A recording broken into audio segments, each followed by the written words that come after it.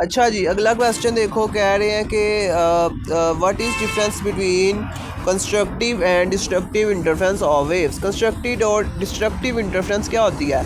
अब देखो, जब दो वेव्स मीट करेंगी एक ही पॉइंट पे सेम फेज में, then this is called constructive interference. मतलब कि जब दो वेव्स मीट करती हैं at a point with same phase. Same phase का क्या मतलब होता है, देखो जैसे कि ये है, मीन्स के अगर एक ये वेव है मान लो इस तरीके से, तो अगली वेव भी इसी तरीके से हो, ठीक है, तो that is called constructive interference. और डिस्ट्रक्टिव इंटरफेरेंस क्या होगा, अगर एक वेव मान लो इस तरीके से और दूसरी वेव देखो ये नीचे से ऊपर जा रही है, वो ऐसे करके ऊपर से नीचे आ रही हो, तो वो this is called destructive interference. मतलब सेम उसका मैच नहीं हो रहा, क्रैश और ट्रफ्स उसके मैच नहीं हो रहे, वो तुम अलग टॉपिक है वो, ठीक है। सो ये तुमने देख लेना, ये इस तरीके से इसकी बात हो रही है यहाँ पर।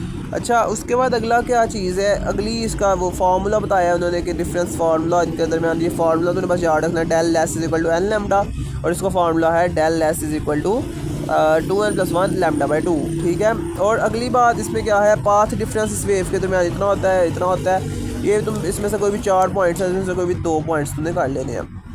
नेक्स्ट क्वेश्चन बहुत ही इजी है, what are coherent waves. Coherent waves कौन सी होती है और कोहेरेंट सोर्सेज कौन से होते हैं।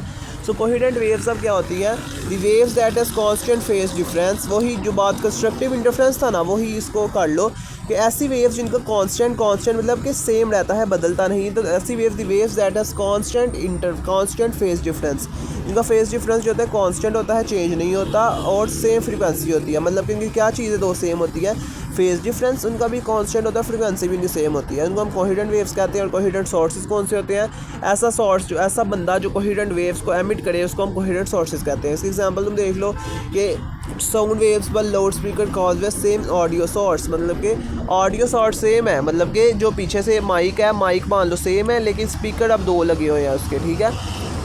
अब आधी आवाज़ उस स्पीकर से आ रही है, आधी आवाज़ उस स्पीकर से आ रही है, तो दोनों स्पीकर्स की क्या होगी, आवाज़ की फ्रिक्वेंसी तो सेम ही रहेगी। तो ये है। अगला चौथा और 5वां नहीं है स्मार्ट सिलेबस में।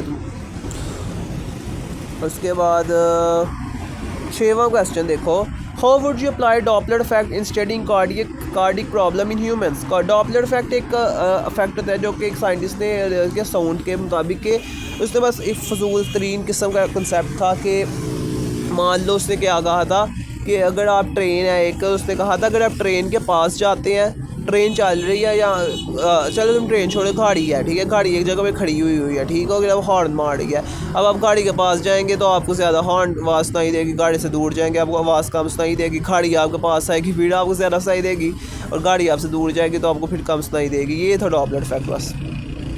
अच्छा, तो डॉपलर इफेक्ट क्या, कार्डिक प्रॉब्लम मतलब दिल की बीमारियाँ इंसानों में यूज़ करने के लिए, अप्लाई करने के लिए कैसे यूज़ होता है। सो इट्स डॉपलर एंकोकार्डियोग्राफी जो एक नाम है, इसको कहते हैं हमारा हार्ट प्रॉब्लम का ना सही करने के लिए। अप्लाइड वो क्या अप्लाई होती है to study cardiac problem by measuring blood flow velocities. अब क्या होता है, हमारी जो वेन्स होती हैं उसके अंदर किस वेलोसिटी से किस स्पीड के साथ ब्लड फ्लो हो रहा है वो देखती है।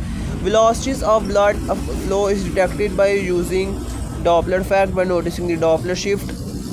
वही ना, अब देखते हैं वो कि ब्लड फ्लो आवाज़ से देखते हैं, वो फ्रीक्वेंसी होती है ना, उससे पता लगता है इनको कि किस रेट से ब्लड फ्लो हो रहा है, जिसको हम डॉपलर शिफ्ट भी कहते हैं, ठीक है। वही मैंने बताया, अगला लाइन वही है कि मेजर आर्टरीज़ में मतलब कि हमारी वेन्स में यूज़ होता है। अल्ट्रासोनिक वेव्स, इसकी अल्ट्रासोनिक फ्रीक्वेंसी इसकी कितनी होती है, 5 मेगाहर्ट्ज़ से लेकर 10 मेगाहर्ट्ज़ होती है।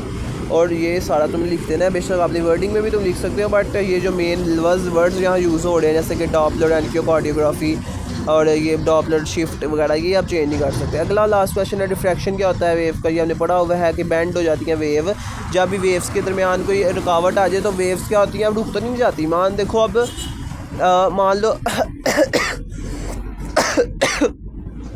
दरवाज़ा है एक, और दरवाजे के एक तरफ कमरे का दरवाज़ा है, कमरे में फुल अंधेरा है, ठीक है, और बाहर फुल रोशनी है। अब दरवाजे के नीचे सुराख होता है, थोड़ी जगह होती है, वहाँ से लाइट अंदर एंटर हो जाती है। क्यों? क्योंकि वेव्स की लाइट वेव है ना, वाइट भी एक वेव ही होती है, तो अब क्या होती है, डिफ्रैक्शन होती है वेव की, क्योंकि बेंड हो जाती है वेव और फैल जाती है वो। वैसे ना जब उसको नहीं मिलती तो वो फैल के फिर नीचे से आ जाती है, डिफ्रैक्ट हो जाती है वो, ठीक है। इससे सारा इस पर लिखा हुआ है। और अब forward person ripple tank is use, ripple tank क्यों यूज़ होता है, ripple tank is a shallow container. Ripple tank एक कंटेनर होता है पानी से भरा हुआ, और ये क्या किस लिए यूज़ होता है? वाटर के वेव के बिहेवियर को यूज़ करने में यूज़ होता है। इसमें वो लगे करते हैं, वो एक पानी से भरा हुआ टब होता है, उसके अंदर पत्थर फेंकते हैं, कुछ फेंकते हैं, वो एक होता है, उसको फिर देखते हैं वेव्स प्रोड्यूस होती है पानी के अंदर, तो फिर वो सारा करते हैं, ठीक है, वाटर वेव्स बनती है। ये तुमने अब करने हैं अच्छे से। उसके बाद कंस्ट्रक्टिव क्वेश्चन है। कंस्ट्रक्टिव क्वेश्चन में सबसे पहले आ जाता है चलो बल्कि रहने दो, कंस्ट्रक्टिव नहीं करते यहाँ से हम लोग, तो अभी तुम मॉडल पेपर से करने के बाद में अभी तुमने एक्सेस वाले क्वेश्चन करने हैं अच्छे से, ठीक हो गया।